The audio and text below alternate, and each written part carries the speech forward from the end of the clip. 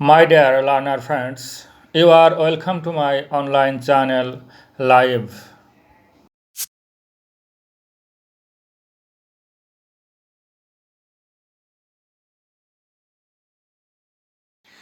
প্রিয় শিক্ষার্থী বন্ধুরা, তোমরা নিশ্চয় ভালো আছো। I am present in you with contraction part 2। ইতিমধ্যে আমি পার্ট 1-এর উপরে আলোকপাত করেছি। তোমরা যারা এখনও আমার ওই ক্লাসটি উপভোগ করোনি, আশা করি তোমরা আমার ওই ক্লাসটি উপভোগ করবে পার্ট 1। আজকে আমি পার্ট 2-এর উপরে আলোকপাত করব। I hope and expect that you will stay with me till at the end of my class. So, dear learner friends, let's go.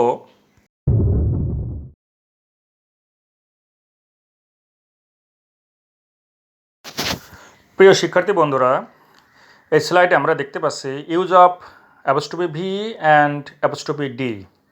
তো আমরা এই স্লাইডে অ্যাপোস্ট্রফি ভি ব্যবহারটা শিখব। পরের স্লাইডে আমরা অ্যাপোস্ট্রফি ডি ব্যবহার জানব। তো অ্যাপোস্ট্রফি ভি সমান হ্যাভ প্লাস ভি থ্রি, অর্থাৎ ভার্বের past participle form. V three মানে আমরা জানি যে ভার্বের past participle form. And apostrophe V সমান হ্যাভ প্লাস এক্সটেনশন। তো আমরা এক্সাম্পলের মাধ্যমে ক্লিয়ার হতে পারি।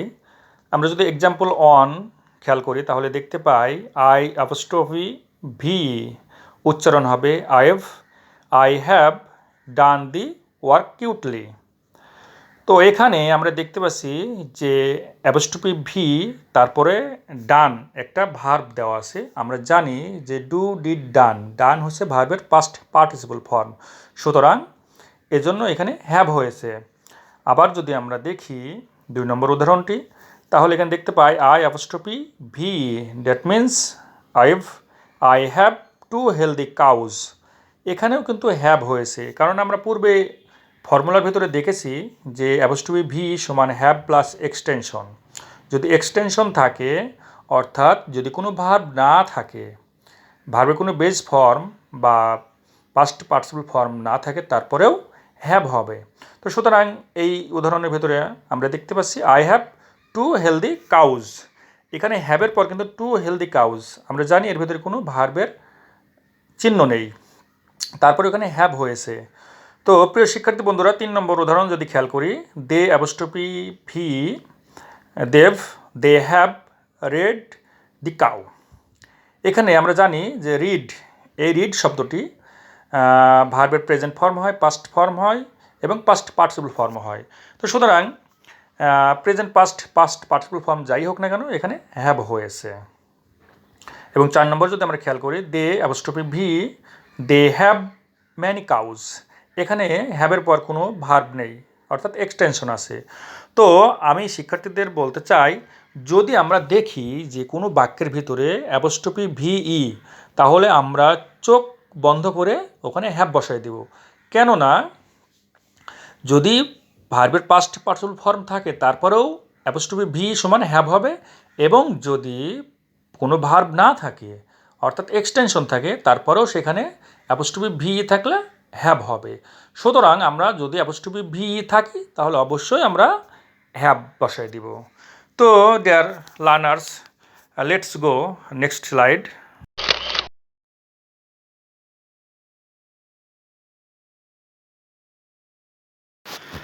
প্রিয় শিক্ষার্থী বন্ধুরা, আমরা এই স্লাইডে যা দেখতেছি তা হচ্ছে ইউজ অফ অ্যাপোস্ট্রফি ডি, অর্থাৎ অ্যাপোস্ট্রফি ডি সমান হ্যাড প্লাস ভার্বের পাস্ট পার্টিসিপল ফর্ম এবং অ্যাপোস্ট্রফি ডি সমান had plus extension, that means past indefinite tense.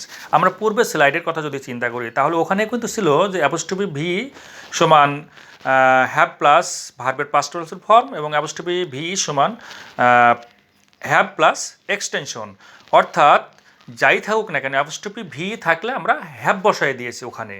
এখানেও কিন্তু দেখো, খেয়াল করো, অ্যাপোস্ট্রফি ডি সমান হ্যাড প্লাস ভার্বের পাস্ট পার্টিসিপল ফর্ম এবং অ্যাপোস্ট্রফি ডি সমান had plus extension, that means past indefinite tense. তো চলো আমরা এক্সাম্পলের মাধ্যমে জিনিসটা ক্লিয়ার হয়ে যায়। আমরা যদি 1 নম্বর উদাহরণের দিকে খেয়াল করি, তাহলে দেখতে পাই আই অ্যাপোস্ট্রফি ডি উচ্চারণ হবে I'd, that means I had eaten rice with beef. আবার আমরা যদি 2 নম্বরে উদাহরণ খেয়াল করি তাহলে আয়ের পর apostrophe D, I had a good dream. তো এখানে দুটো 1 এবং 2 রকমের বাক্য, যদিও একটা পাস্ট পারফেক্ট টেন্স এবং পরেরটি পাস্ট ইনডিফিনিট টেন্স। তো আমরা যদি দেখি যে অ্যাপোস্ট্রফি ডি থাকে এবং ভার্বের পাস্ট পার্টিসিপল ফর্ম থাকে এবং যদি এক্সটেনশনও দেওয়া থাকে তাহলে আমরা নিঃসন্দেহে ওখানে হ্যাড বসায় দিব। তো 3 নম্বর উদাহরণটা 1 নম্বর উদাহরণের মতনই, he apostrophe D, he had beaten the boy. এবং 4 নম্বর উদাহরণে যদি আমরা খেয়াল করি তাও দেখতে পাই he apostrophe D, he had a red cow. তো এখানে যদি আমরা মানে করি তাহলে কিন্তু দেখা যায় হি হ্যাড এ রেড কাউ মানে তার একটা লাল গরু ছিল, মানে কি এটা পাস্ট ইনডিফিনিট টেন্স। তো আমরা দেখতে পাচ্ছি পাস্ট ইনডিফিনিট টেন্স ক্ষেত্রে এবং যদি পাস্ট পারফেক্ট টেন্স হয় বা ভার্বের পাস্ট পার্টিসিপল ফর্ম হয় সেক্ষেত্রে আমরা হ্যাড বসাই দিব। তো প্রিয় শিক্ষার্থী বন্ধুরা, আমরা এখন সবচেয়ে গুরুত্বপূর্ণ যে স্লাইডটা, পরবর্তী যে স্লাইডটা সেটা আমি এখন আলোকপাত করব। চলো যাই দেখি পরবর্তী স্লাইডটা কি বলছে।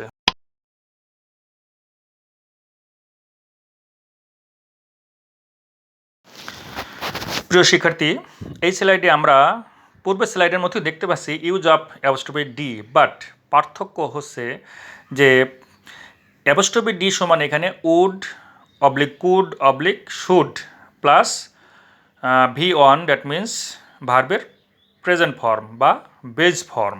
ভি ওয়ান যদি দেওয়া থাকে তাহলে তোমরা বুঝে নেবে যে ভার্বের প্রেজেন্ট ফর্ম বা বেজ ফর্ম। তো প্রিয় শিক্ষার্থী বন্ধুরা, এখানে উডও দেওয়া আছে, কুডও দেওয়া আছে এবং শুডও দেওয়া আছে, বাট আমরা জানি যদি অ্যাপোস্ট্রফি ডি থাকে সাধারণত উড হয়। যদিও কোনো কোনো ক্ষেত্রে কুড বা শুড দেওয়া থাকে তাহলে বুঝে নিবা সেটা ইনফর্মাল। তো আমরা এক্সাম্পলের মাধ্যমে এখন দেখে নিই। পূর্বে আমরা দেখেছি অ্যাপোস্ট্রফি ডি থাকলে হ্যাড হয়েছে, কিন্তু এখানে আমরা দেখছি যে অ্যাপোস্ট্রফি ডি থাকলে উড হচ্ছে বা কুড হচ্ছে বা শুড হচ্ছে। তো কেন আমরা একটু দেখে নিই। তারপর আমরা কিন্তু একটা ফর্মুলা দিয়েছি যদি ভি অন অর্থাৎ ভার্বের প্রেজেন্ট ফর্ম থাকে। তো আমরা এক্সাম্পলের মাধ্যমে জিনিসটা ক্লিয়ার হতে পারি। Example on, I apostrophe D, I would help her. প্রিয় শিক্ষার্থী, এই সেন্টেন্সে যদি তোমরা লক্ষ্য করো, দেখো অ্যাপোস্ট্রফি ডি এর পর যে ভার্বটা দেওয়া আছে হেল্প, আমরা জানি হেল্প বেজ ফর্ম বা প্রেজেন্ট ফর্ম। আমরা যদি ভার্বের লিস্ট খেয়াল করি যে পাস্ট ফর্ম, প্রেজেন্ট ফর্ম বা পাস্ট পার্টিসিপল ফর্ম, এগুলো যদি আমরা খেয়াল করি তাহলে প্রথম যে ফর্মটা আছে সেটা হচ্ছে প্রেজেন্ট ফর্ম, তারপরে পাস্ট ফর্ম, তারপরে পাস্ট পার্টিসিপল ফর্ম। তো এখানে আমাদের ফর্মুলা দেওয়া আছে ভি অন অর্থাৎ প্রেজেন্ট ফর্ম। উড হবে তখনই যদি ভার্বের প্রেজেন্ট ফর্ম হয়। তো আমরা এখানে দেখতে পাচ্ছি হেল্প যেহেতু প্রেজেন্ট ফর্ম বেজ ফর্ম, তাই এখানে হ্যাড না হয়ে উড হয়েছে। পরের উদাহরণটা যদি আমরা খেয়াল করি, we apostrophe D we would call them in the party. এখানে কল আমরা জানি প্রেজেন্ট ফর্ম বা বেজ ফর্ম। 3 নম্বর উদাহরণে যদি আমরা খেয়াল করি, he apostrophe D he would come in the marriage function. এখানেও উড হয়েছে, কেননা কাম আমরা জানি প্রেজেন্ট ফর্মও হয় আবার পাস্ট পার্টিসিপল ফর্মও হয়, কিন্তু এখানে আমি প্রেজেন্ট ফর্ম হিসেবে ব্যবহার করেছি, তাই এখানে উড হয়েছে। যদি কেউ এখানে হ্যাড ব্যবহার করে তাও হবে, কেননা আমরা জানি যে কাম হচ্ছে প্রেজেন্ট ফর্ম, আবার আবার কাম পাস্ট পার্টিসিপল ফর্ম। তো সেক্ষেত্রে যদি কেউ হ্যাড বসে সেন্টেন্সটা ভুল হবে না। 4 নম্বরে যদি আমরা খেয়াল করি তাহলে এখানে দেখতে পাই শি অ্যাপোস্ট্রফি ডি অর্থাৎ she would go to tutorial class. এখানে কিন্তু আবার আমরা উড ব্যবহার করব, কেননা আমরা জানি গো হচ্ছে প্রেজেন্ট ফর্ম, অর্থাৎ ভার্বের লিস্টে যদি আমরা খেয়াল করি তাহলে দেখতে পাই প্রেজেন্ট ফর্ম বা base form go, past form went এবং পাস্ট পার্টিসিপল ফর্ম হচ্ছে gone. So go present form, তাই এখানে উড ব্যবহার করা হয়েছে। তো প্রিয় শিক্ষার্থী বন্ধুরা, আমরা পরের স্লাইডে যদি যাই তাহলে অবশ্যই আমরা একটা কম্প্যারিজন করব যে কোথায় উড কোথায় হ্যাড ব্যবহার হয়। তো চলো লেটস গো নেক্সট স্লাইড। প্রিয় শিক্ষার্থী বন্ধুরা, এখনও কন্ট্রাকশন কনফিউশনে সাফার করছি। তো আমরা এই comparison of had and would apostrophe D এর মাধ্যমে পরিষ্কার হয়ে যাব। আমরা যদি 1 নম্বর খেয়াল করি তাহলে এখানে অ্যাপোস্ট্রফি আই অ্যাপোস্ট্রফি ডি দেওয়া আছে আই হ্যাড, এবং 2 নম্বরে যদি খেয়াল করি দেওয়া আছে আয়ের পর অ্যাপোস্ট্রফি ডি, সেখানে হয়েছে আই উড। কেন আই হ্যাড হলো এবং কেন আই উড হলো? তো আমরা দেখি আই হ্যাড কেন হলো। I had helped blazers. তো প্রিয় শিক্ষার্থী, তোমরা পূর্বে যেহেতু স্লাইডগুলো দেখেছো যে সেখানে যদি V3 থাকে বা এক্সটেনশন থাকে, অর্থাৎ ভার্বের পাস্ট পার্টিসিপল ফর্ম থাকে বা কোনো ভার্ব যদি না থাকে, তাহলে আমরা হ্যাড ব্যবহার করেছি। আর এখানে ঠিক হেল্পটাও কিন্তু দেখো ভার্বের পাস্ট পার্টিসিপল ফর্ম, সুতরাং এখানে আমরা হ্যাড ব্যবহার করেছি। আমরা 2 নম্বরে যদি খেয়াল করি দেখি যে আই উড হয়েছে আই উড হেল্প ভিলেজার্স। কেন আই উড হলো? পূর্বের স্লাইডে তোমরা নিশ্চয় দেখেছো যে ওখানে দেওয়া আছে যদি অ্যাপোস্ট্রফি ডি থাকে, তারপরে যদি ভার্বের প্রেজেন্ট ফর্ম থাকে অর্থাৎ ভার্বের বেস ফর্ম থাকে, তাহলে এখানে উড ব্যবহার করতে হবে। তো এজন্যই এখানে আই উড হেল্প ভিলেজার হয়েছে। 3 নম্বর উদাহরণ যদি আমরা খেয়াল করি, নিশ্চয় তোমরা এতক্ষণে বুঝে গেছো 3 নম্বরে কি হবে। এখানে গ্যাপ দেওয়া আছে, অবশ্য কোনো অ্যাপোস্ট্রফি ডি দিয়েছি কিন্তু ওখানে আমি কিছু বসাইনি যে ওখানে হ্যাড হবে না উড হবে। প্রিয় শিক্ষার্থী, তোমরা বুঝে গেছো ওখানে নিশ্চয়ই হ্যাড হবে, কেননা ডান দেওয়া আছে। আমরা জানি ডান হচ্ছে ভার্বের পাস্ট পার্টিসিপল ফর্ম, অর্থাৎ ডু ডিড ডান। 4 নম্বরটা ওখানে গ্যাপ দেওয়া আছে, তোমরা নিশ্চয়ই বুঝে গেছো ওখানে উড হবে, কেননা ডু প্রেজেন্ট ফর্ম বা বেস ফর্ম, এ কারণেই ওখানে উড ব্যবহার করতে হবে। তো আমরা আরও পরিষ্কার হতে পারি প্রিয় শিক্ষার্থী বন্ধুরা, যদি দেখি কোনো বাক্যের মধ্যে অ্যাপোস্ট্রফি ডি দেওয়া আছে, এরপরে ভার্বের প্রেজেন্ট ফর্ম আছে, তাহলে আমরা নিঃসন্দেহে সেখানে উড ব্যবহার করব। আর যদি দেখি যে ভার্বের পাস্ট পার্টিসিপল ফর্ম দেওয়া আছে অথবা কোনো ভার্ব দেওয়া নাই, তাহলে আমরা ওখানে হ্যাড ব্যবহার করব। তো চলো আমরা পরের স্লাইডে যাই। এখানে 4টা কনফিউশন দেওয়া আছে, আমরা দেখে নিই।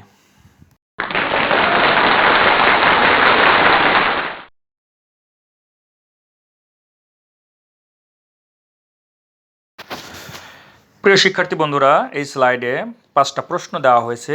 এতক্ষণ যারা আমার ক্লাসটা উপভোগ করেছো তাদের জন্যই। তো তোমরা এতক্ষণে হয়তো প্রশ্নের অ্যান্সারগুলো করে ফেলেছো।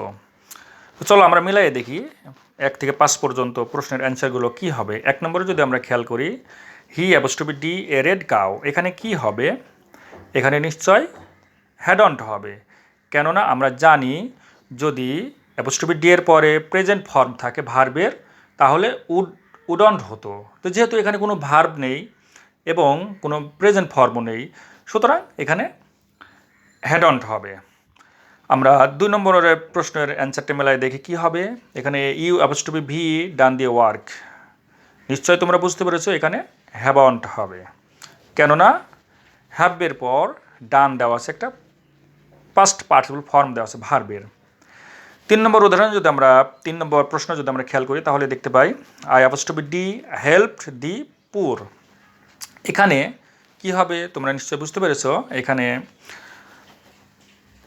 হ্যাড অন হবে, কেননা আমরা জানি যে যদি অ্যাপোস্ট্রফি ডি এর পরে ভার্বের পাস্ট পার্টিসিপল ফর্ম দেওয়া থাকে সেক্ষেত্রে হ্যাড হবে। সুতরাং ট্যাগ কোশ্চেন অনুযায়ী নেগেটিভ হবে হ্যাড অন।